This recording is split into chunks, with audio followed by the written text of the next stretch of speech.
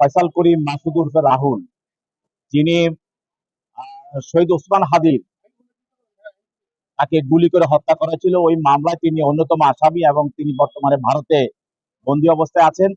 সেই ফয়সাল করিম মাসুদের বিরুদ্ধে এর পূর্বে একটি অস্ত্র আইনের মামলা হয়েছিল, সেটা হলো আদাবর থানায়।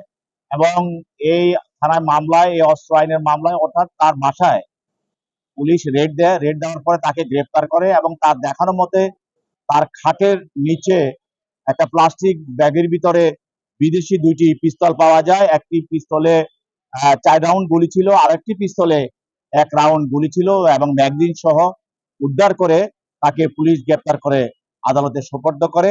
এরপরে এই মামলায় তদন্তকারী কর্মকর্তা তদন্ত করে তার বিরুদ্ধে অভিযোগপত্র অর্থাৎ চার্জশিট দাখিল করে। পরবর্তীতে মামলাটি বিচারের জন্য বদলি হয়ে ঢাকার 18তম অতিরিক্ত আদালতে সে এই মামলাটি বিচারের জন্য চলে আসে।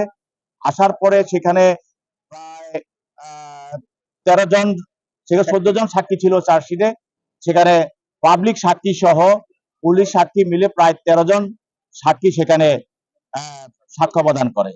এই সাক্ষ্য প্রদানে মামলাটি বাদীপক্ষ অর্থাৎ সরকার পক্ষ মামলাটি প্রমাণ করিতে সক্ষম হয় এবং এই মামলাটি দীর্ঘদিন সাক্ষী নেওয়ার পরে এই মামলায় সরকার পক্ষে যুক্তিতর্ক করা হয় এবং ওই মামলায় নিয়োজিত 2জন এডিশনাল পিপি, একজন আলমগীর খান এবং মোহাম্মদ আলী, তারা এই মামলায় সাক্ষী গ্রহণ করে এবং যুক্তিতর্ক করেন এবং মামলাটি প্রমাণ করার জন্য আদালতকে সহযোগিতা করেন। আদালত এই সাক্ষীদের সাক্ষ্য জবানবন্দি এবং বিষয়বস্তু এবং জবাব তালিকা সবকিছু বিবেচনা করে, যেহেতু আসামি জামিনে গিয়ে পলাতক ছিল, তার পক্ষে কোনো আইনজীবী তাকে ছিল না, যেহেতু সে পলাতক ছিল।